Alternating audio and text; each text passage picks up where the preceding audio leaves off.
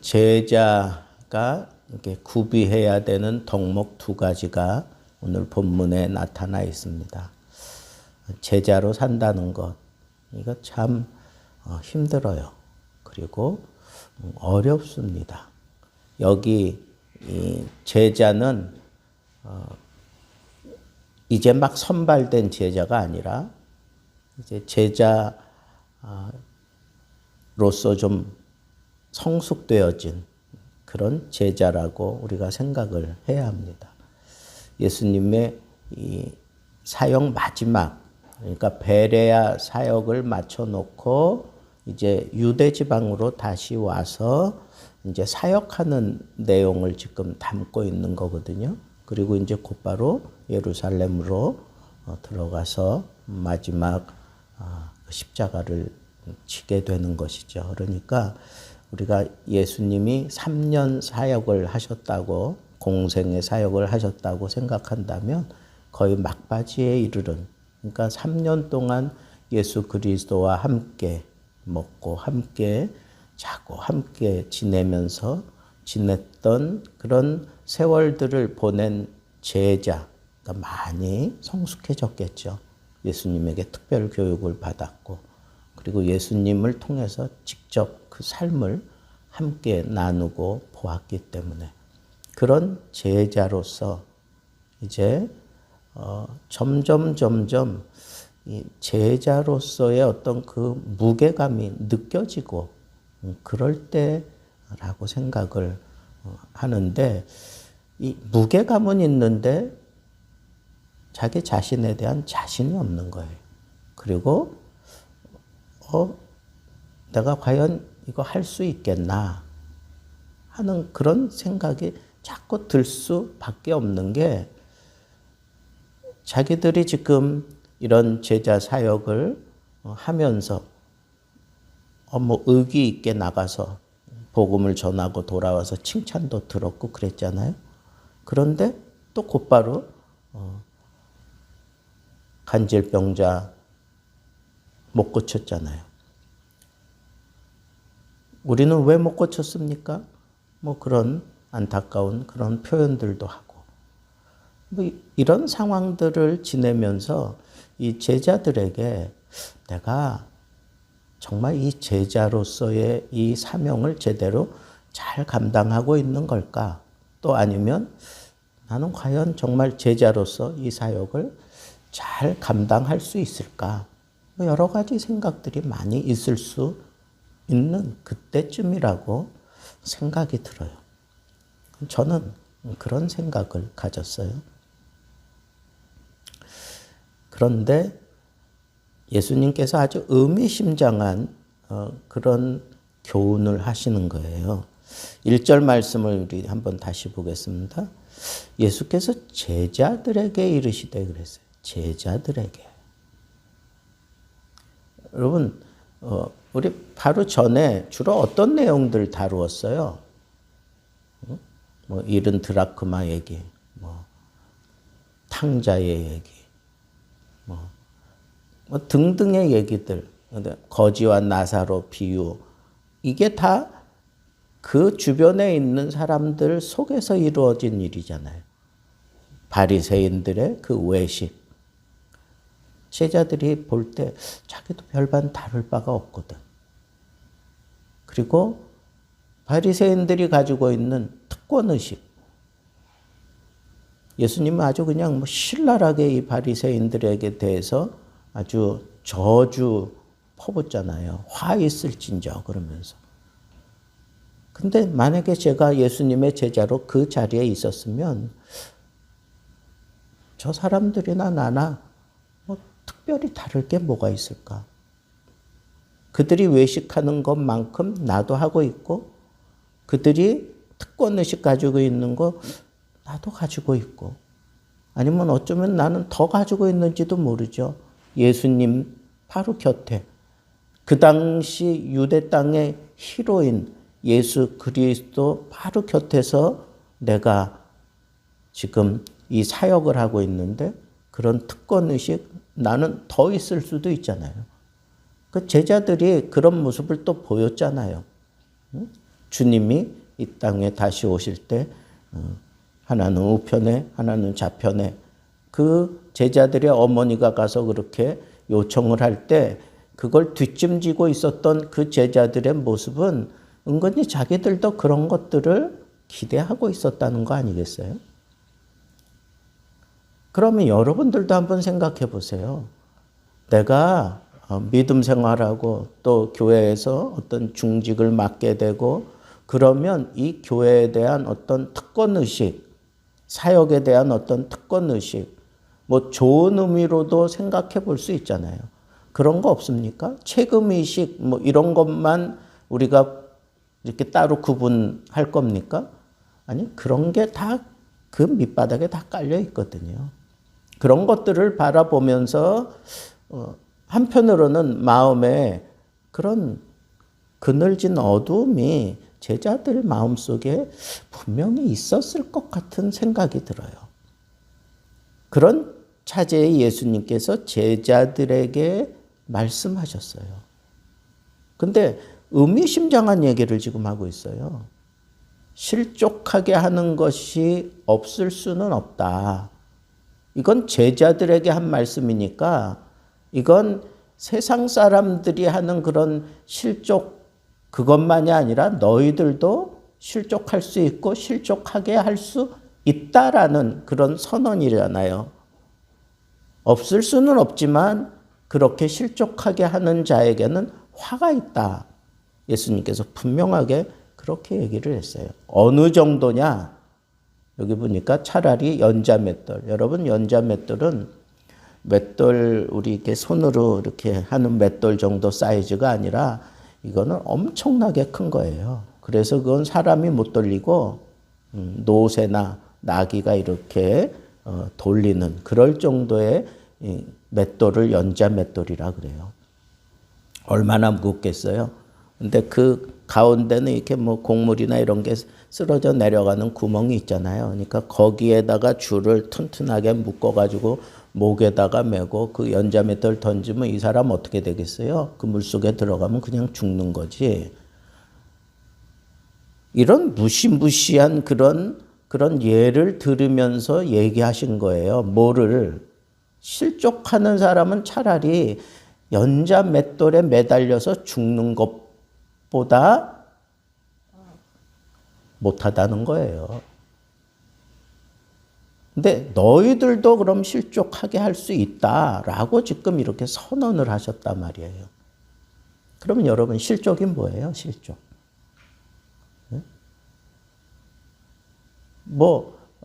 한문적인 풀이를 하면 실수로 넘어지는 거예요. 실수로 넘어지는 거.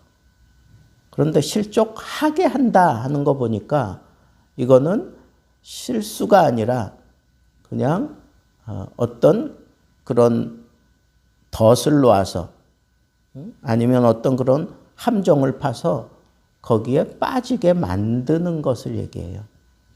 그래서 헬라어에서 얘기가 돼가지고 발전돼 나온 단어가 뭐냐면 스캔들이라고 하는 단어예요.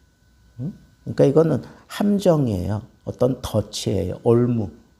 그러니까 그런 것을 만들어 놓고 사람을 은근히 자극해서 그쪽으로 몰고 가서 거기에 이렇게 덜커덕 들어가게 만들어 버리는 그게 뭐예요?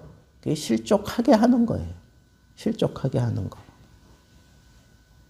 그런데 여러분, 예수님이 말씀하시는 실족하게 하는 것이 없을 수는 없다 한 얘기는 그렇게 의도적으로 그런 함정으로 몰고 가는 그런 것도 있지만 남이 파놓은 그런 함정, 그런데 같이 걷다가 내가 그쪽으로, 나는 원치 않았지만 이 사람을 그쪽으로 유도해 가다가 그 사람이 거기에 빠졌어요.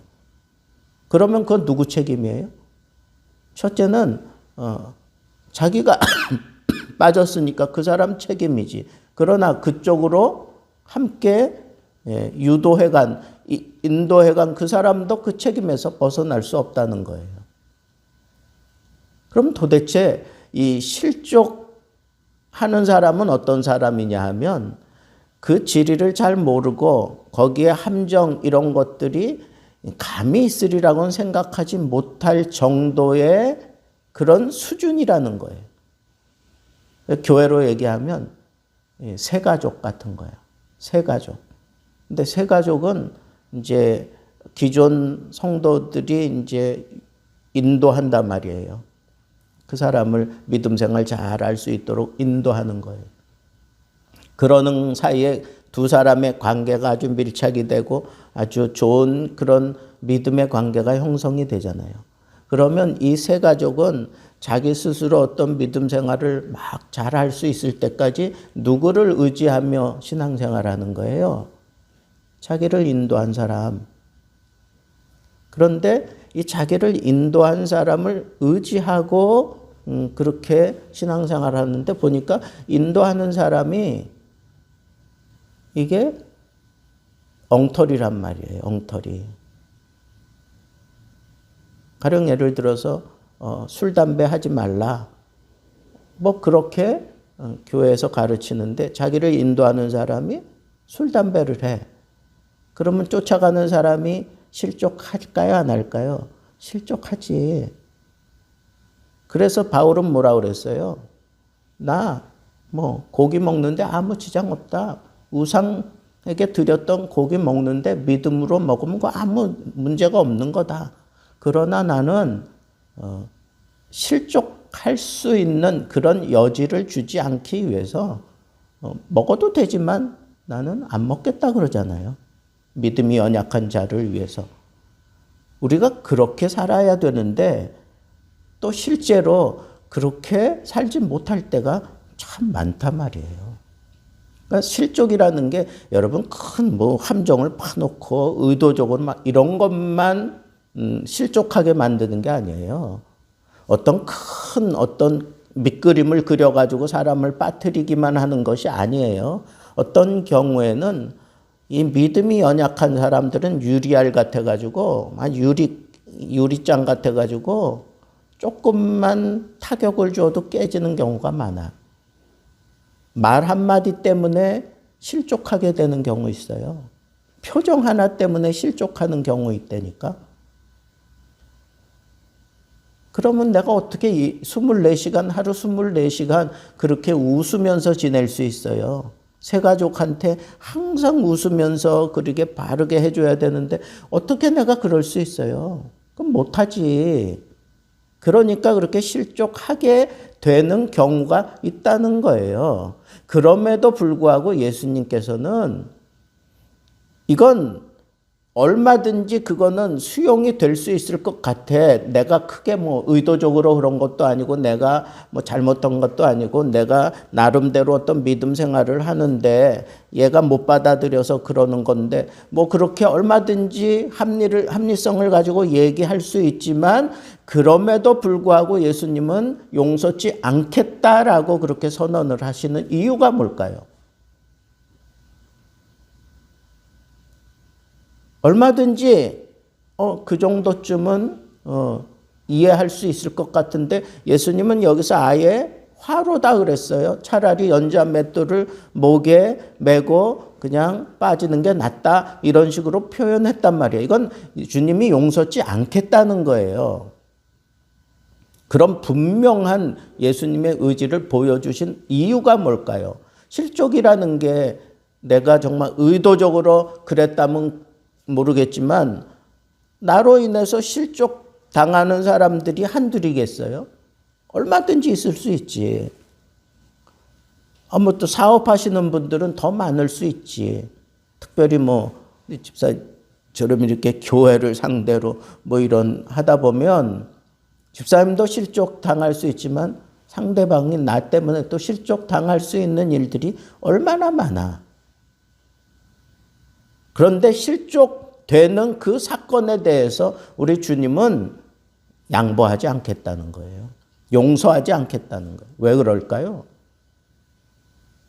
이 문제는, 이 실족은 그냥 사람과 사람 사이에서 그냥 끝나버리면 괜찮은데 그게 아니라 이게 영혼의 문제의 결부가 되면 그건 한 영혼은 온 천하보다 귀하다 그랬어요. 그러니까 영적으로 만약에 한 사람을 실족해 만들어 그 사람이 구원 얻을 수 있는 길을 막아버리면 그건 우리 주님이 절대로 용서치 않겠다는 거예요. 사람 사이에서 일어나는 일도 참 힘들고 어렵지만 그것으로 인해서 어떤 영혼이 구원받을 수 있는 그런 문이 닫히거나 그렇게 된다면 그거는 우리 주님께서 용서치 않겠다는 거예요. 거기까지 우리가 이 문제를 가지고 들어가야 이 말씀이 이해가 돼요.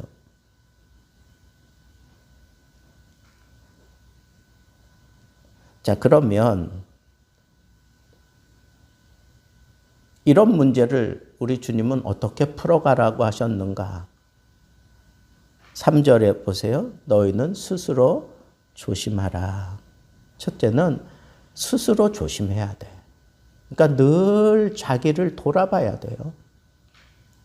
그리고 점점 어떻게 연륜이 쌓여지고 익숙해진 사람일수록 조심해야 돼요.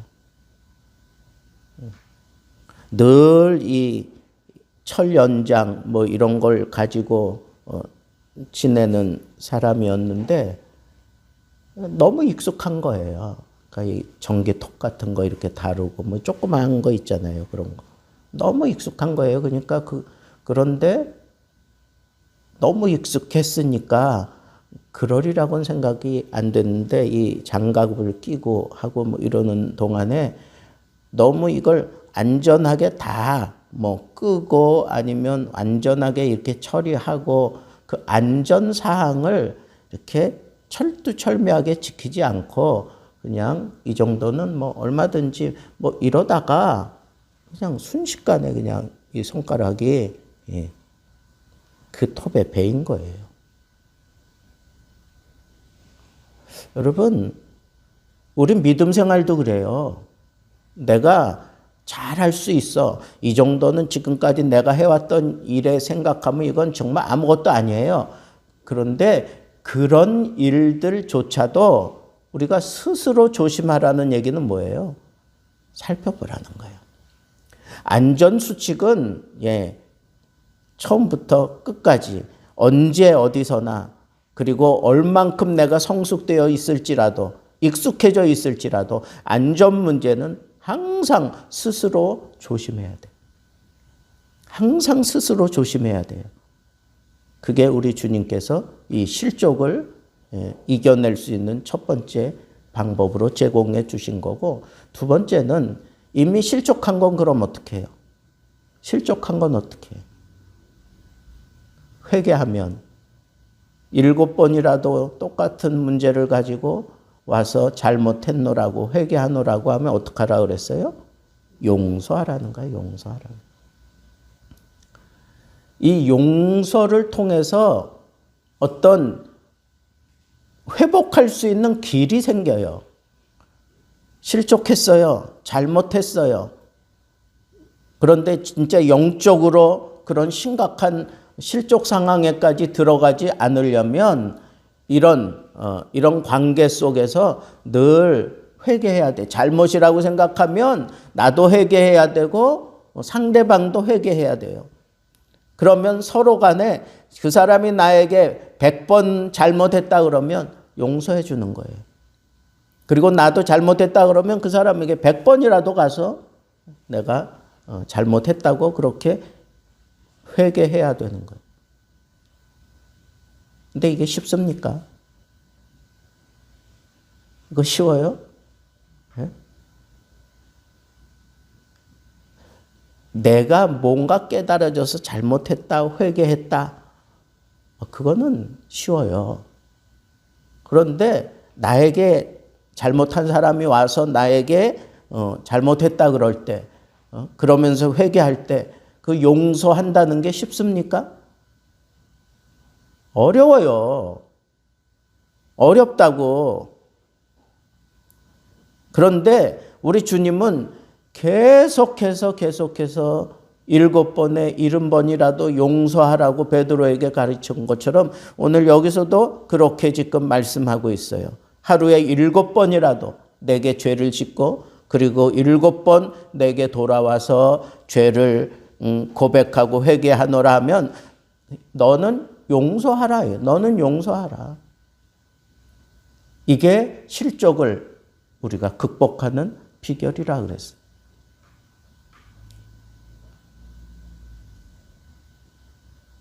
참 힘들고 어렵죠. 무작정 용서한다는 거 이거 참 어려워요. 참 어려워.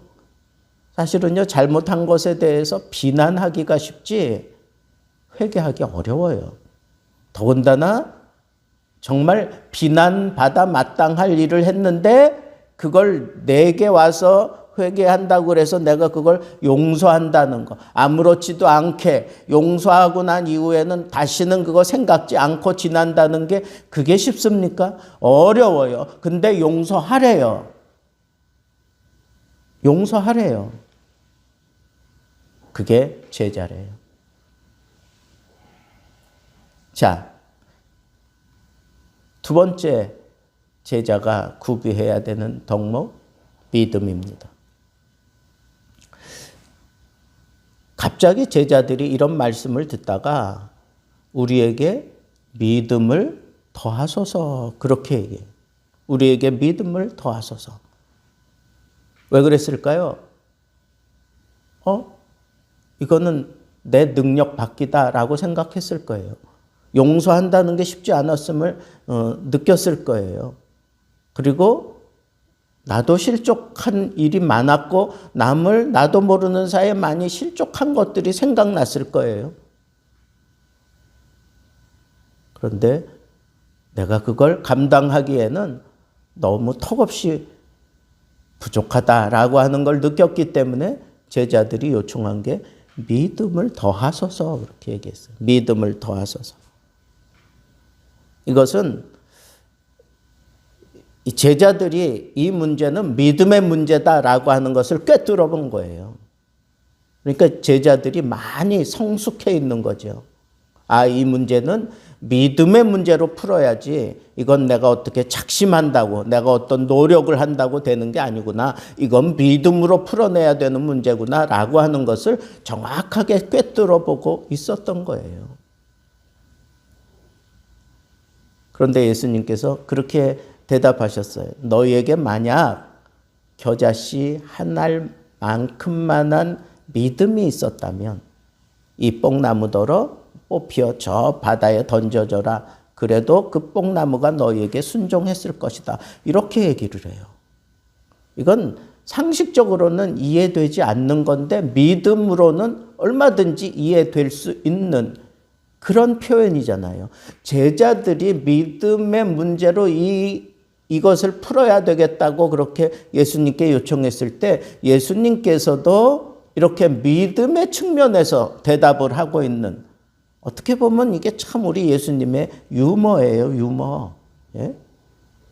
그렇잖아요. 야, 너희가 정말 이 겨자씨만한 여러분 겨자씨 보셨죠? 정말 코딱지보다도 작아. 근데 그만한 믿음만이라도 너희들에게 있었다면 너희들이 이 뽕나무더러 야, 너 뽑혀져가지고 저 바다에 던져져라. 그러면 이 뽕나무가 정말로 그렇게 순종했을 거라는 거예요.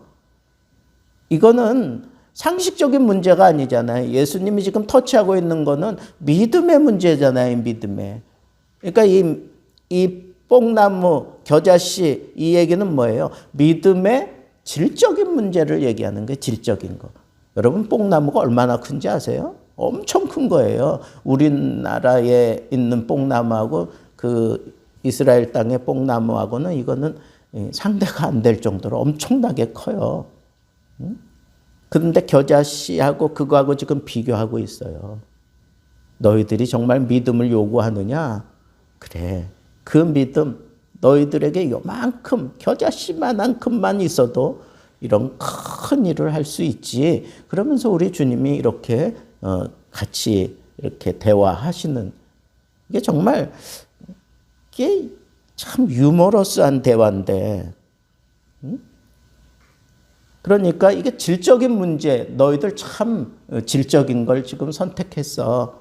그래, 너희들이 요 믿음을 요 질적으로 잘 사용하기만 한다면 너희들이 생각하는 것보다 훨씬 더 높은 그런 결과를 얻을 수 있어 라고 하는 측면에서 지금 예수님이 대답한 거예요. 그러면 겨자씨만큼만한 그런 믿음을 가지고도 이 놀라운 일을 일으킬 수 있는 그 질적인 그런 믿음은 도대체 어떤 믿음일까요? 제자들이 가져야 되는 최고의 질적인 그런 믿음. 그건 뭘까요? 이건 정말 믿음의 문제라고 생각해서 요청했으면 너희들에게 요 믿음이 필요해. 그러면서 이 질적인 믿음을 지금 예수님이 다루는데 그 질적인 믿음, 그게 참된 믿음이라면 그 참된 믿음의 그 질을 결정하는 게 뭘까요, 여러분? 예수님이 제자들에게 많이 얘기했어요. 너희가 내 이름으로 무엇을 구하든지 내가 시행하리라. 너희에게 이런 믿음이 있느냐? 잘하였도다. 믿음으로 구한 것은 받은 줄로 믿어라. 뭐 등등의 이런 얘기를 하면서 그 믿음의 그 주인이 누구예요? 예수 그리스도예요. 참된 믿음, 제자들이 질적으로 참된 믿음을 가지고 바다에 이 뽕나무를 빠뜨려 버릴 수도 있을 만한 그런 능력을 행할 수 있게 만드는 믿음은 그리스도를 향한 믿음이라는 거예요. 그리스도로 말미암은 믿음이라는 거예요. 지금 그걸 예수님께서 아주 유머러스하게 이렇게 얘기하는 거예요. 나에 대한 믿음이 너희들이 분명하다면 그 믿음을 가지고 구하면 이런 놀라운 일들이 일어날 수 있다라고 하는 거예요. 그러면서 예수님께서 계속해서 이어가면서 이런 얘기를 해요. 너희가 이제 정말 나를 믿음의 대상으로 분명히 선정을 했단 말이지. 그러면 좋아. 그런데 너희들이 이걸 놓치면 안 돼. 그러면서 이어서 한 말씀이 뭐냐 하면, 야, 누가 그 집안에 종들이 있는데 종들이 나가서 열심히 나가서 뭐 김 메고 뭐 양치기 하고 뭐 그러면서 정말 수고 많이 하고 돌아왔을 때 주인이 그 종들에게 뭐라고 그러느냐 이거예요. 야, 얼른 와. 내 옆에 앉아가지고 이거 먹어. 그래, 이거 먹고. 그러는 주인이 어디 있느냐 이거예요.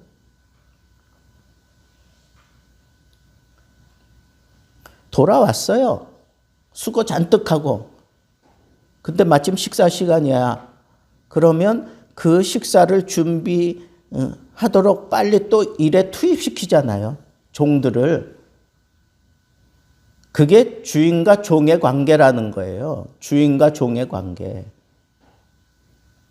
너희들이 이제 이 믿음을 가지고 비로소 놀라운 일들을 감당하게 될 때 너희들 이 자세 잊어버리면 안 돼. 그 믿음을 가지고 능력을 행할 수 있어. 그 믿음을 가지고 병자를 고칠 수 있어. 그 믿음을 가지고 죽은 자도 일으킬 수 있어. 그 믿음을 가지고 태산을 무너뜨리는 그런 놀라운 기도도 행할 수 있어. 그런데 너희들은 종이야. 너희들은 종이야. 예수님이 이걸 아주 강력하게 심어주셔요. 너희들이 그렇게 애를 쓰고 수고했어. 그래. 그럴 때 주인이 너희에게 무언가 해줄 것을, 그 보상을 바라고 일하는 종은 그건 정말 가치 없는 종이다. 칭찬하려고 하고 뭔가 주인이 그렇게 보상하려고 할 때 그때 너희가 정말 참된 그런 믿음을 가진 종이라면 나는 할 일을 했을 뿐입니다. 나는 무익한 종일 뿐입니다. 그렇게 대답하는 것이 그것이 정도라는 거예요. 그리스도를 위한 종으로, 그리스도를 위한 제자로 그렇게 사역을 한다면, 믿음을 얻어서 믿음을 가지고 놀라운 일들을 행할 텐데 종의 신분을 잊지 말라는 거예요. 이거 잊어버리는 순간 그 사람은 교만해지고 그 사람은 파행되는 거예요. 파행된 길을 가요. 우리 주님이 이렇게 얘기하시는 거예요. 네가 이 믿음을 제대로 사용하면서 놀라운 영광을 일으킬 때마다 하나님 앞에 철저하게 자기를 무익한 종이라고 얘기할 정도로 헌신을 하되 어떤 상황에서도 종으로서 순종하라는 것. 그게 우리 주님이 기대하는 성숙한 제자의 모습이에요. 또 제자들이 그렇게 성장해 갔던 아름다운 모습입니다. 여러분, 우리 교회 생활을 할 때, 또 앞으로 여러분들이 이 교회에서 또 앞선 제자의 모습으로 사역을 하게 될 때, 이 두 가지를 항상 염두에 두세요.